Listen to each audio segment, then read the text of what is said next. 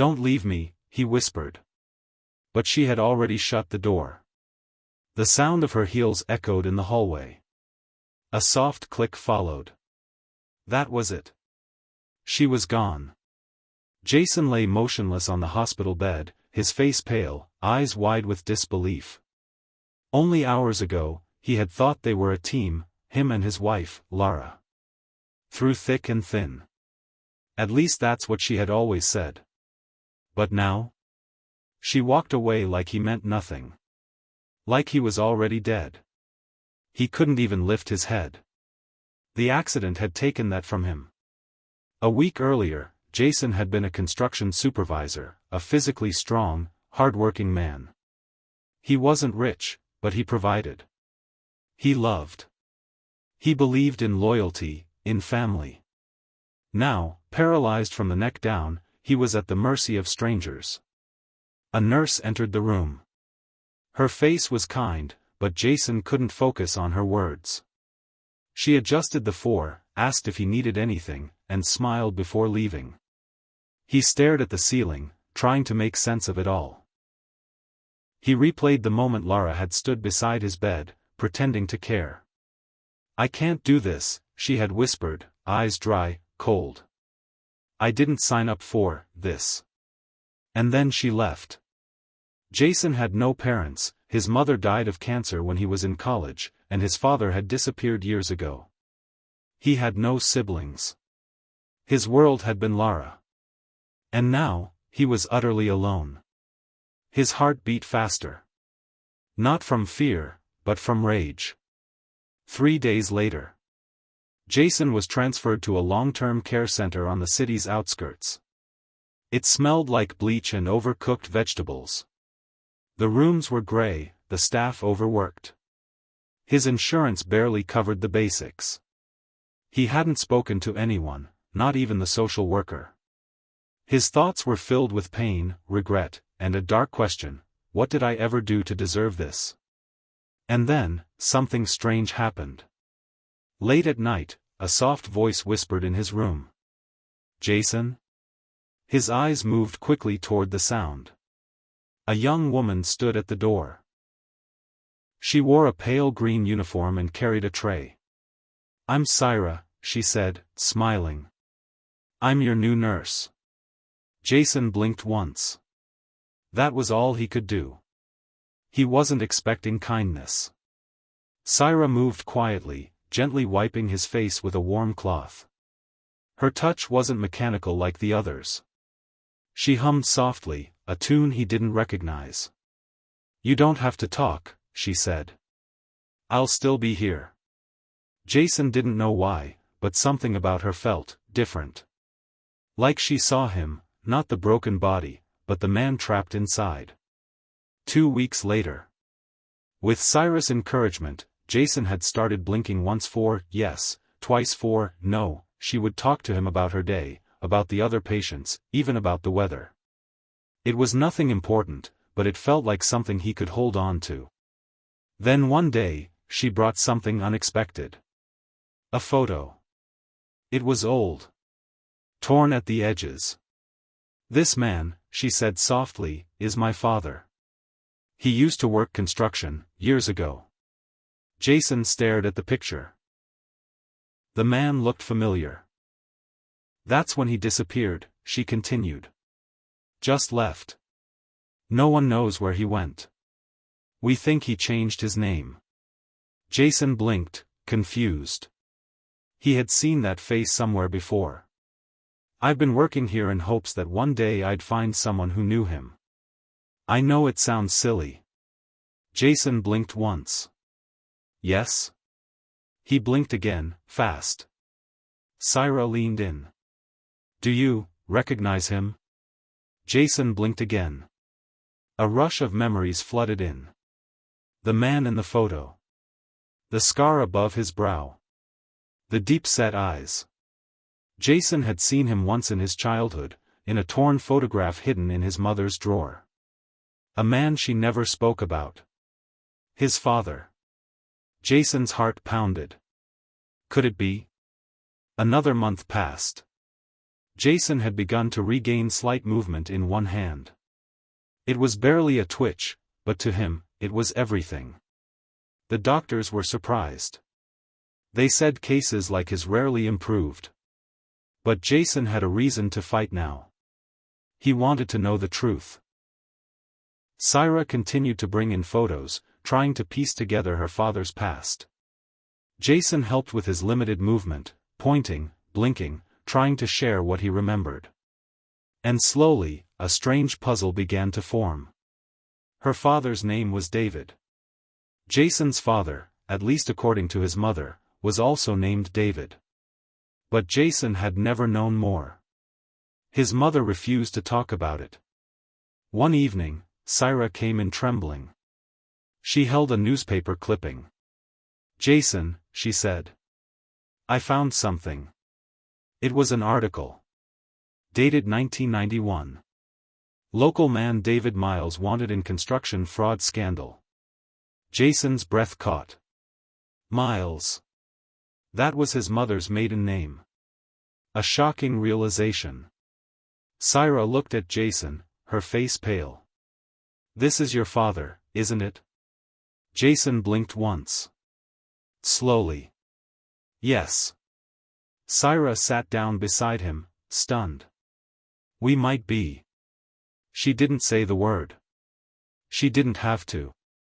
Jason closed his eyes.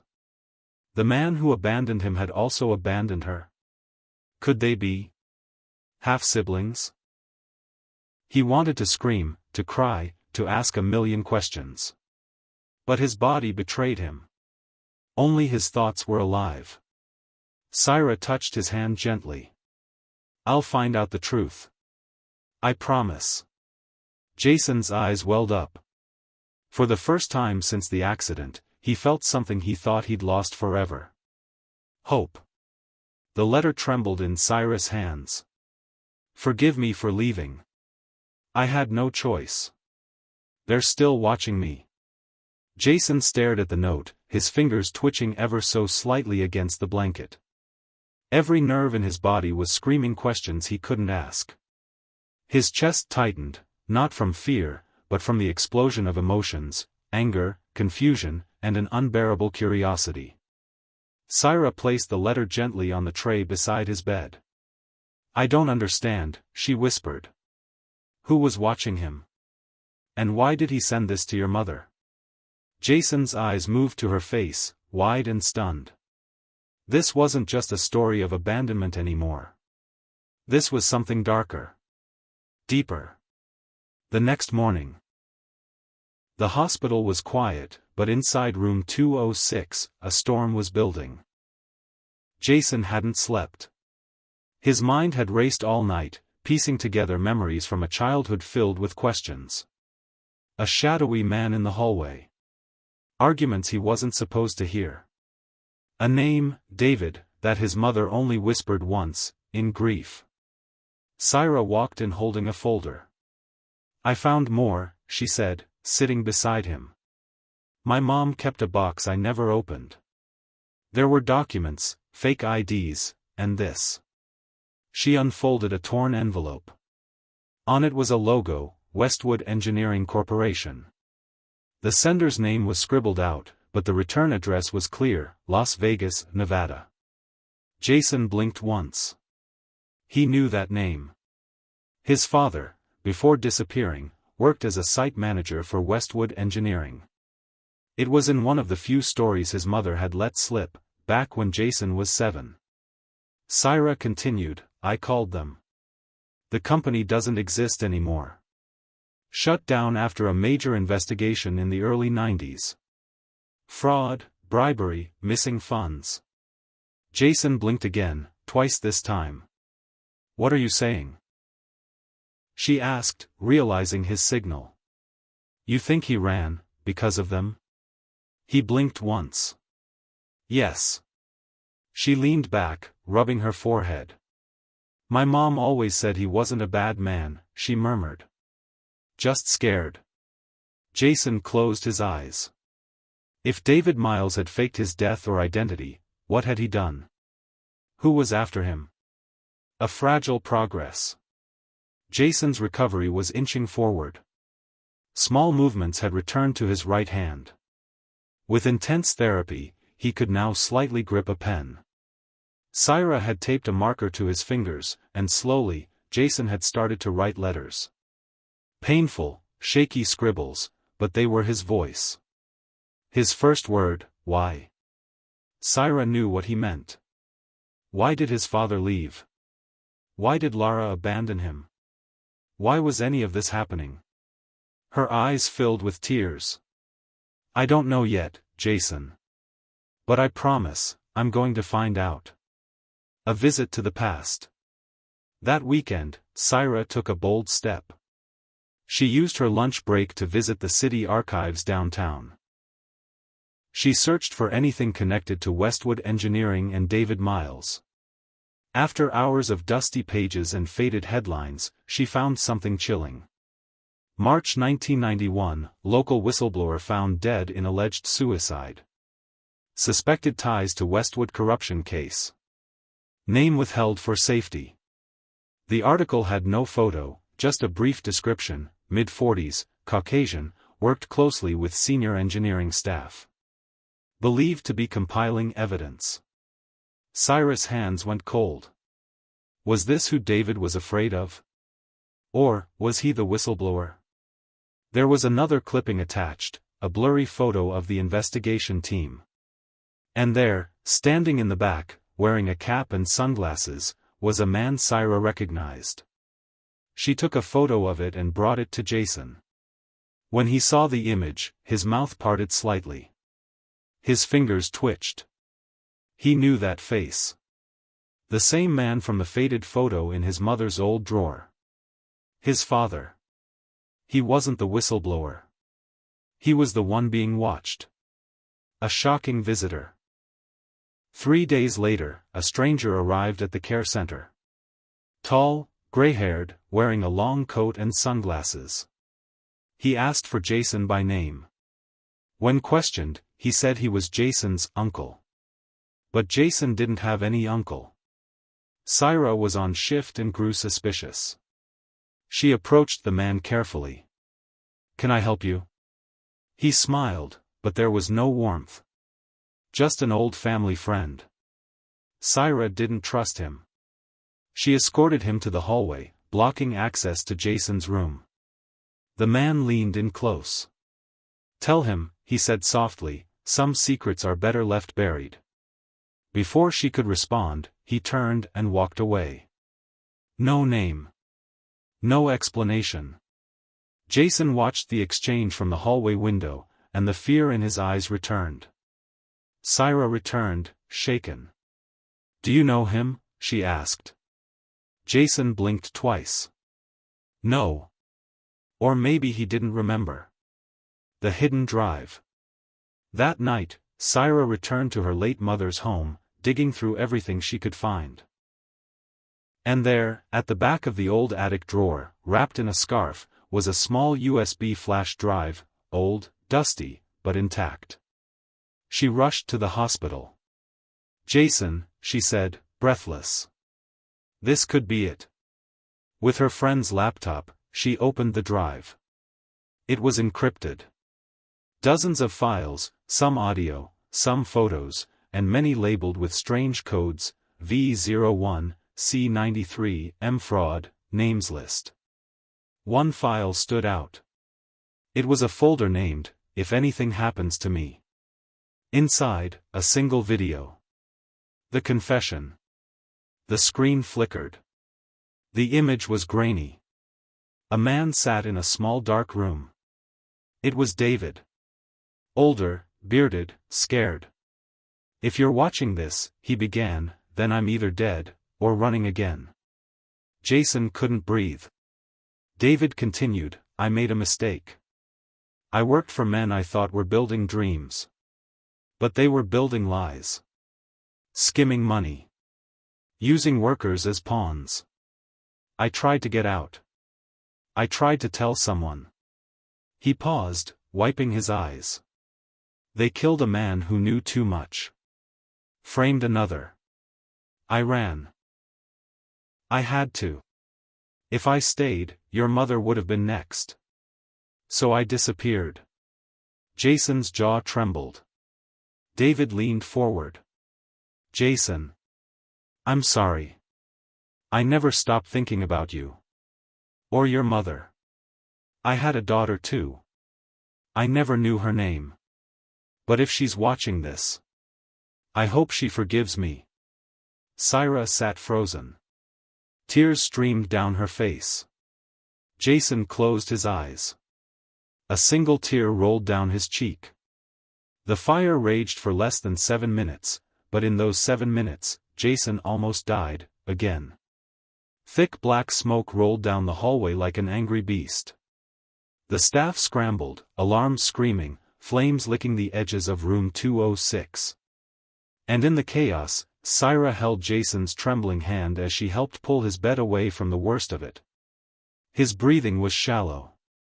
The oxygen machine had exploded, deliberately tampered with, the fire chief would later confirm. But Syra already knew this wasn't an accident. She had seen the man. Tall. Gray hair. Sunglasses. Long coat.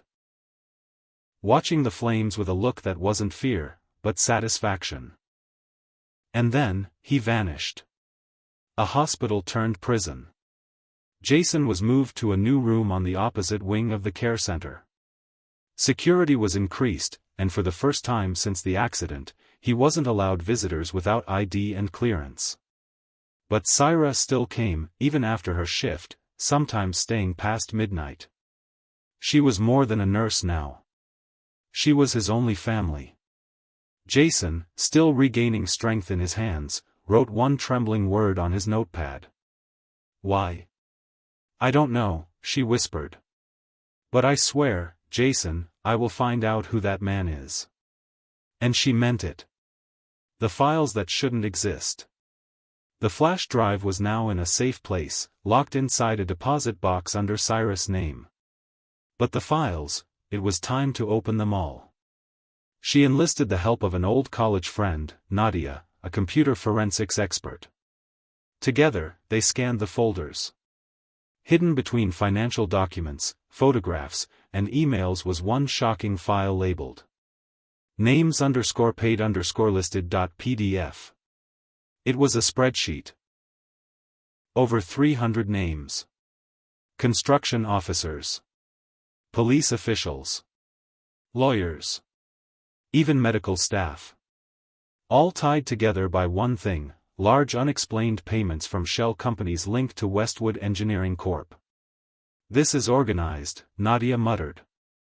Jason's father was sitting on a bomb. Syra's throat went dry. She scrolled through the list. Halfway down, her finger stopped. Dr. Elston Rayner, Neurology, St. Mark's Medical. Jason's current neurologist.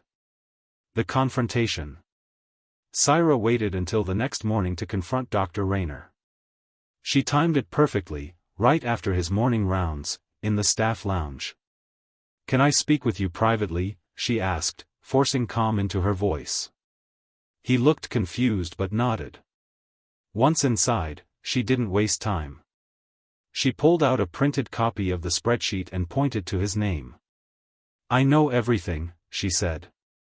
Rayner turned white. I don't know what that is, he stammered. You took money from a company tied to a corruption ring. The same ring Jason's father ran from. The same people who tried to kill him yesterday. He backed away, visibly shaken. I needed the money. It was years ago. I didn't know. You're going to help Jason, she snapped. You're going to get him the best care, rehab, therapy, whatever he needs. And if you ever try to report this conversation, this list goes public. Rayner nodded, breathing hard. I'll do whatever you say. Syra left the room with her heart pounding. She hadn't known she could be this fearless.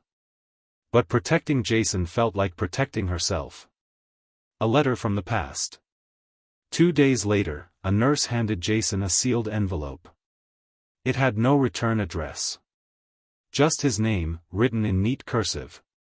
Jason opened it with trembling fingers. Inside was a photograph of his mother, Melissa Harper, smiling, holding a baby. On the back, one line was scrawled. "You were never supposed to know." Jason stared at the picture until tears blurred his vision. It wasn't just a photo. It was a warning. Syra's search deepens. Syra couldn't let this go. Every thread she pulled led to a deeper knot. She visited the old Westwood site, now a decaying shell of concrete and rust. There, she found a man named Reggie, a retired foreman who used to work under David Miles. At first, Reggie refused to talk. But when Syra mentioned Jason, his face changed. "You mean his boy's still alive?" he said, voice cracked with disbelief. Syra nodded. Reggie sighed. "David was a good man. Tried to blow the whistle. They threatened him, told him they'd hurt his family. He disappeared one night, didn't even collect his last check. We all figured he was dead." "Who threatened him?" she asked. Reggie looked around, lowered his voice. "Some said it was the company CEO. Others said it was someone bigger. Higher up. Tied to city officials. Cops. Even hospitals. The kind of people who could make a man vanish." Syra asked one final question: "Did he ever mention a girl?" Reggie smiled sadly. "He had a photo in his wallet. Said it was the daughter he never met." Jason's breakthrough. Back at the hospital, something incredible happened. Jason stood. Only for 5 seconds. Only with the help of a walker. But he stood. The therapists couldn't believe it. Syra wept. Jason, gripping the handles with all the strength he could muster, looked at her with wild eyes and mouthed his first word in months. "Fight." She understood. This wasn't just about survival anymore. This was about truth. The second attack. It happened at night. Syra was leaving the care center when her car wouldn't start. As she popped the hood, a hand clamped over her mouth from behind. She struggled, kicked, bit, but the man was strong. He dragged her behind the dumpster. "I warned you," he hissed. She recognized the voice. The man in the coat. She elbowed him hard and fell to the ground. Just as he reached for something inside his coat, headlights flooded the alley. A security guard doing his rounds. The man fled. Syra was shaken but alive. She told the police. Gave them the description. But the sketch artist couldn't match him to any criminal database. He didn't exist. An unlikely ally. The next day, Syra received a call from an unknown number.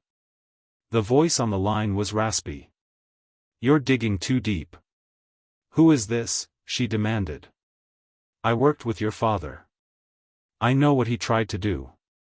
If you want answers, come alone. 10 p.m. tomorrow. Corner of 5th and Mason. Bring the flash drive." "Why should I trust you?" "Because they're going to kill you. Just like they killed him." Click. Syra stared at her phone, stunned. Jason, reading her expression, reached for his pad and scrawled one word. "Go." The fire alarm shrieked through the corridor just as the needle neared Jason's neck. The nurse jerked his hand, startled. Jason's eyes locked with his. Wide, terrified, but alert. Then came footsteps. Shouts. The heavy thud of a security team charging toward the room. In a blink, the man turned and sprinted toward the back emergency exit.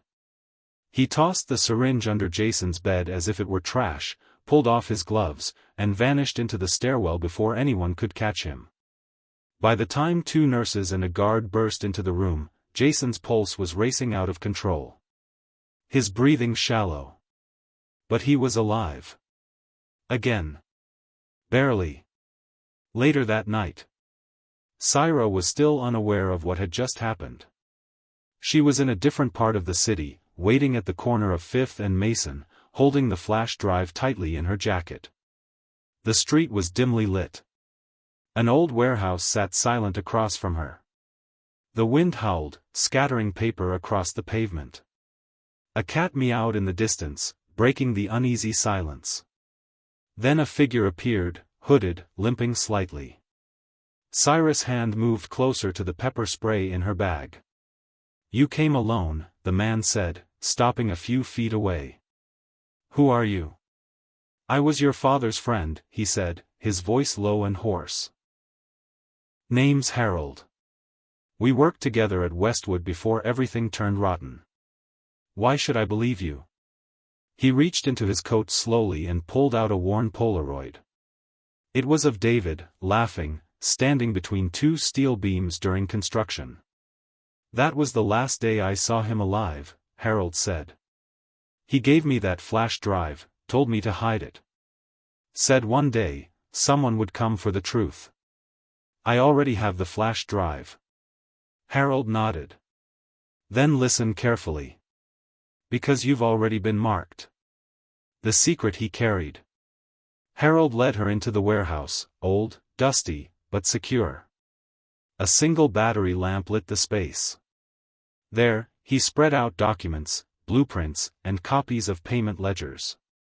The company wasn't just laundering money. They were building illegal tunnels beneath the city, hidden routes used for moving weapons and people. Trafficking. Smuggling.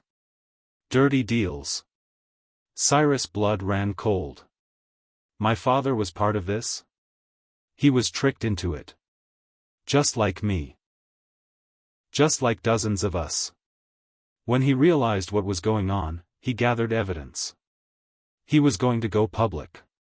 But he disappeared. "They made him," Harold whispered. "But he faked his own death. Hid for years. Changed identities. But he never stopped watching. Never stopped protecting." "Protecting who?" "You. And Jason." Cyrus' heart clenched. "He told me once," Harold added, "he couldn't be a father to either of you. But he could make sure the fire never reached you." Back at the hospital. Jason, still shaken from the attempted murder, was being questioned by police. But there was a problem. There were no cameras in that corridor. Security footage had mysteriously been deleted.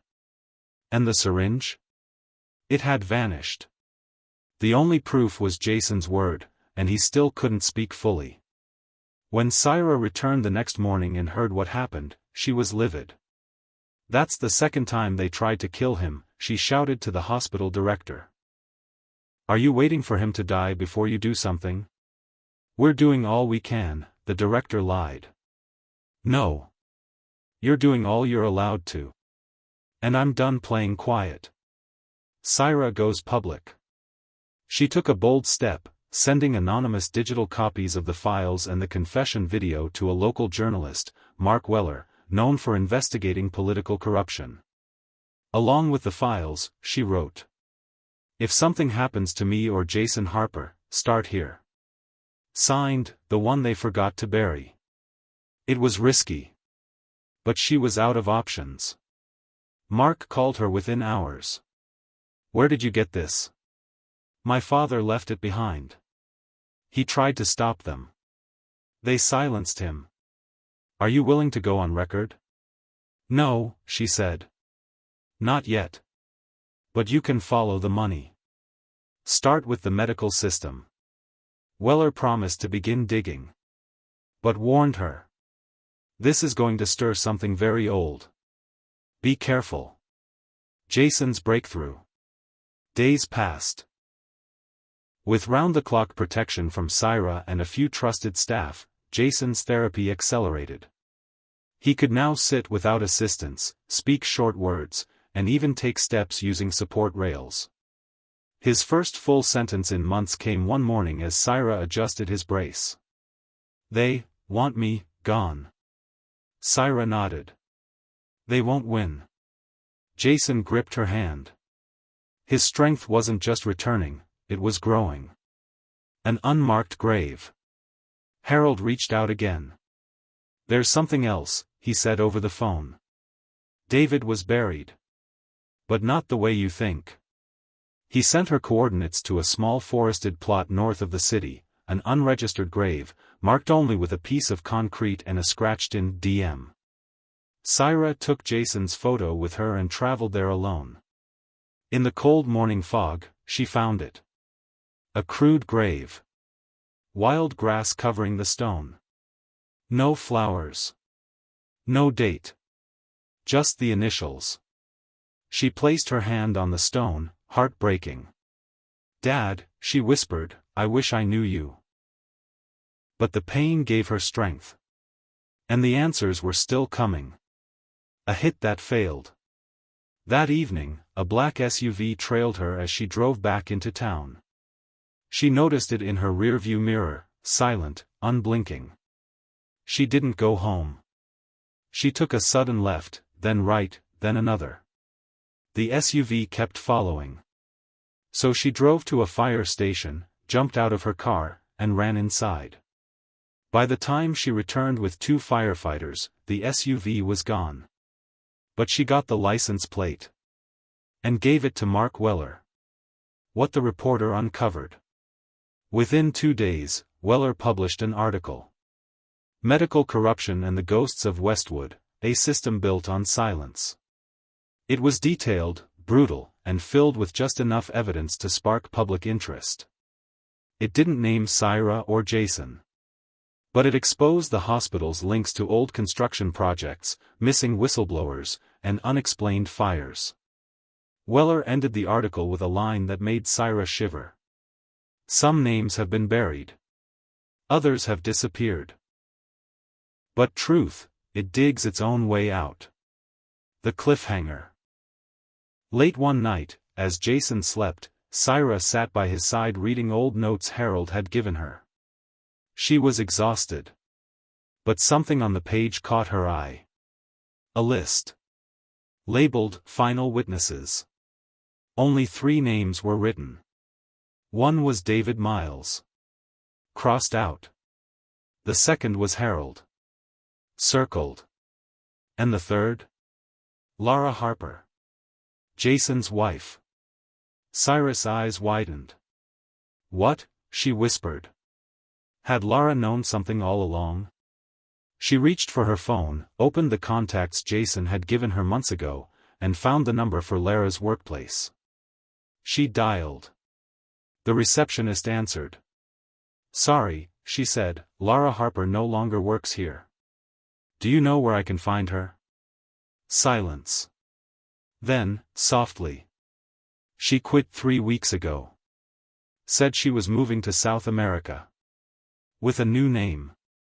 Syra's blood ran cold. Why would Lara vanish? Unless she had been part of it from the start. She turned to Jason, who had just opened his eyes. Syra held up the page. "We need to talk about your wife." Jason's breath caught the moment he read her name on the page. Laura Harper.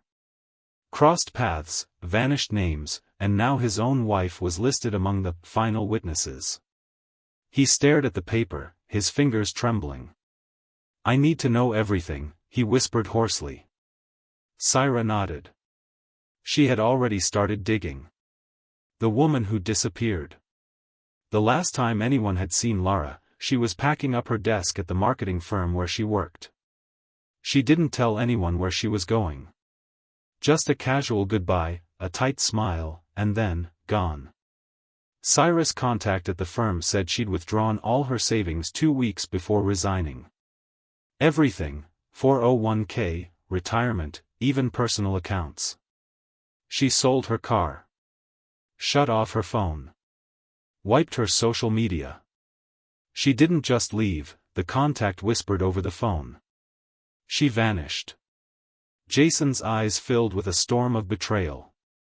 She had left him in that hospital bed, paralyzed, helpless, and now, she had disappeared as if he had never existed. But it wasn't just abandonment anymore. It was something darker. She was running. From what? Or, with whom? The journal. Syra found it buried inside a box of Jason's old belongings, stuff the hospital had bagged and stored months earlier. It was Lara's journal. A small, red leather-bound notebook she used to write in each night before bed. Jason hadn't noticed it missing. But now, as Syra opened the pages, a trail of secrets began to spill. At first, it was innocent. Jason's home late again. He works too hard. But I miss him when he's gone. Then came frustration. He doesn't listen. Always tired. Always distracted. Then, something else. The man from Westwood called again. He says Jason's father was involved in something dangerous. I shouldn't have answered. But he promised money. Enough to start over. Syra's fingers gripped the page tightly. She turned to Jason. His face had gone white. She read on. They want Jason quiet. I can't do this. But if I leave, they'll pay me. And I'll be safe. He won't even remember. He's too broken to notice I'm gone.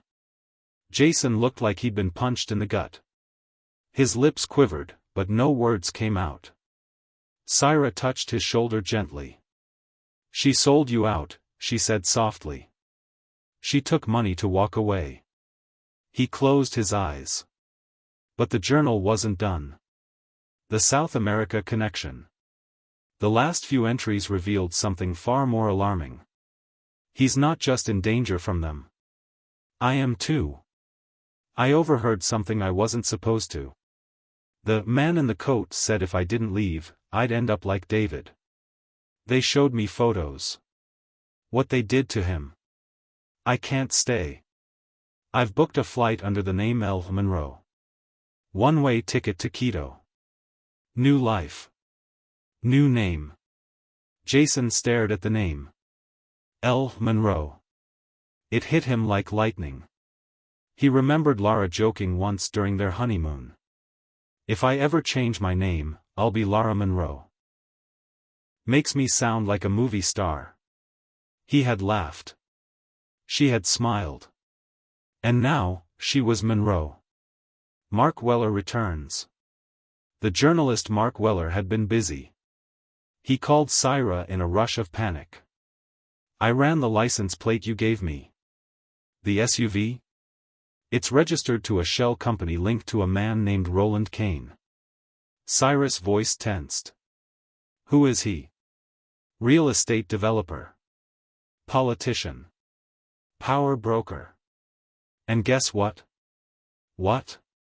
He was once the silent partner of Westwood Engineering.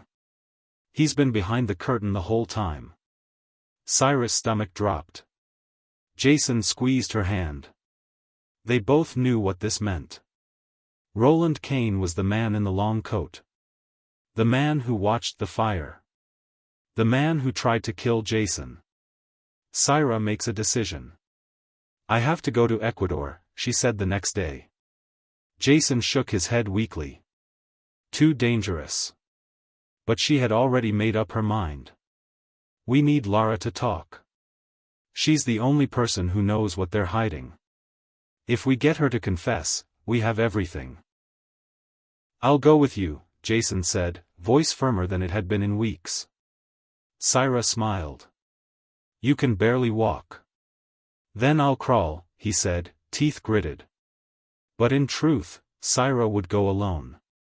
It was safer that way. She made arrangements. A nurse would stay with Jason 24/7. Mark Weller provided fake credentials to protect her identity. And Harold, David's old friend, arranged a safe contact in Quito. Jason didn't sleep that night. He handed Syra his mother's photo, folded neatly. Just in case, he whispered. Quito, Ecuador. The air was thick and warm. Narrow streets bustled with people, but Syra moved carefully, watching every shadow. Harold's contact, Luis, was a former customs officer turned fixer. He greeted her in a cafe with low lights and loud music. "She's here," he said. "Checked into a private resort under the name Lara Monroe. Paid in cash. Doesn't leave often. Can you get me in?" He nodded. "But you have to be smart. She's scared. She may not talk. I'll make her talk." The confrontation. Lara opened the door of the villa with a glass of wine in her hand and sunglasses on her face. She froze when she saw Syra. "You? Surprised?" Syra said, stepping inside. Lara didn't answer. She backed up slowly. "You left Jason to die." Lara turned, angry. "I didn't know they'd try to kill him. But you knew they wanted him gone." "I was trying to survive." Lara snapped. "They promised me I'd be protected. I didn't want to be part of this." "You took their money," Syra said. "You left your husband when he needed you the most." Lara's voice dropped. "You don't understand what they're capable of. Roland Kane doesn't just silence people, he erases them." Syra leaned in. "Then help us stop him." "The recording." Syra pulled out a hidden voice recorder and set it on the table. "Tell me everything. On record." Lara hesitated. Her lips trembled. Then she sat down. And for the next 40 minutes, she confessed everything. That Kane had contacted her pretending to be a hospital liaison. That he offered her money to leave Jason and sign a waiver blocking access to certain medical files. That she overheard him talking to someone on the phone about finishing what they started with David Miles. And that she had been receiving anonymous payments monthly ever since. When it ended, Lara broke down in tears. "I just wanted to disappear." Syra looked at her coldly. "You already did." Jason stared at the new nurse. Tall. Silent. Pale blue eyes that didn't blink enough. No name tag. No warmth. He moved around the room with eerie precision, checking monitors, adjusting cords, until Jason, who had learned to sense danger in silence, caught the glint of something metallic in the man's coat. A syringe. Again. His body tensed. But this time, he wasn't helpless. His fingers had grown stronger. His legs could now hold weight for short bursts. The therapists had celebrated. He hadn't. Because he knew. It wasn't over yet. The man stepped closer, placing a hand on Jason's shoulder. Jason's eyes narrowed. His right hand slipped beneath the sheet and pressed the emergency alert button hidden at the base of the bed. A soft beep echoed. The man heard it. His hand moved toward his coat. Jason acted. In one sudden, shaky motion, he kicked out with his good leg, slamming the man's knee backward. The attacker stumbled. Jason shouted, a loud, raspy, "Help." 2 nurses burst in. The man bolted for the hallway. But this time, he didn't get far. A figure stood in his way, holding out a taser. Syra. Without hesitation, she fired. The man dropped, convulsing. A web unraveled. The man was arrested on sight. His name? Matthew Kern. No license. No nursing credentials. A professional fixer for hire, paid through shell companies that traced all the way back to Roland Kane. And Kane? He was no longer hiding in shadows. Not after the recording Syra had brought back from Ecuador. Mark Weller released it in a special report titled "The Wife Who Vanished, One Woman's Confession and the Ghosts of Westwood." It included audio of Lara admitting to being bribed, admitting to hearing Roland Kane threaten to finish what he started with David Miles. Admitting everything. The country reacts. It exploded online. Headlines dominated news sites. Whistleblower's daughter exposes citywide cover-up. Paralyzed man targeted in decades-old corruption plot. The man who survived 3 murder attempts, and fought back. Politicians distanced themselves from Cain. His allies went silent. Within days, federal authorities raided his mansion. Files were seized. Phones were tapped. He was arrested and charged with conspiracy to commit murder, obstruction of justice, fraud, and attempted assassination. Lara's return. In a surprising twist, Lara returned to the U.S. She flew back quietly, escorted by federal agents after agreeing to testify in exchange for partial immunity. She stood outside Jason's room for 15 minutes before stepping in. He didn't say a word. She did. I was weak. I was scared. I thought I was saving myself. But I was running from the only person who ever truly loved me. Jason looked at her, his eyes calm. I needed you. You left. Tears streamed down her face. I'm sorry. He nodded once. Then turned away. And just like that, she was gone. Healing begins. Months passed. Jason's strength returned with relentless rehab. He could walk now, with a cane. Write clearly. Speak without strain. The hospital discharged him into a small apartment near the water, donated by a charity that had followed his story. People from around the world wrote him letters. You gave me hope. Your courage reminded me not to give up. You lived through hell, and you made it back. But it wasn't just Jason's life that changed. Syra, once a quiet nurse, was now a national speaker. She toured hospitals, teaching medical ethics and speaking about systemic corruption. She and Jason remained close, closer than ever. Bound by blood, tragedy, survival, and truth. David Miles's legacy. With Roland Cain behind bars, many survivors of Westwood Engineering's crimes began to come forward. Families who had lost loved ones. Workers injured and silenced. People who had once been shadows now had voices. Jason and Syra funded a foundation in their father's name. The David Miles Foundation for Justice and Whistleblower Protection. Its first mission? To protect truth-tellers who risked their lives to stop powerful criminals. They called it, the fire that survived. The final letter.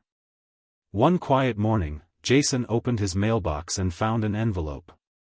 No name. No return address. Inside was a handwritten letter.